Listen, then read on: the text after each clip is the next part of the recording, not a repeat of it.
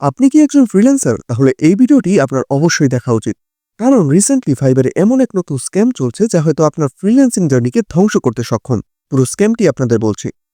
কিছুদিন আগে আমার ফাইবার সেলার অ্যাকাউন্টে একটি মেসেজ আসে যে আমার একটি গিগ তাদের পছন্দ হয়েছে এবং তারা আমার থেকে এমন একটি ডিজাইন করিয়ে নিতে চায়। এ পর্যন্ত মেসেজটা দেখলে হয়তো আপনিও ভাববেন এ তো নর্মাল একটি ক্লায়েন্টের মেসেজ, কিন্তু আসল স্ক্যাম শুরু হয় এরপর সে একটি স্ক্রিনশট দিয়ে আমাকে বলে যে সে পেমেন্ট করতে পারছে না, কারণ এখানে সেলারের ইমেল চাচ্ছে।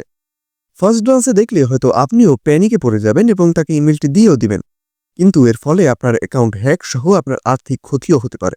এখন এর থেকে বাঁচবেন কিভাবে, বা কোনটি ফাইবারের স্ক্যাম সেলার সেটি বুঝবেন কিভাবে? প্রথমত, ফাইবারের কোন অর্ডারের পেমেন্টে ফ্রিল্যান্সারের কাছ থেকে তার সেলার অ্যাকাউন্টের জিমেল দেওয়ার প্রয়োজন পড়ে না।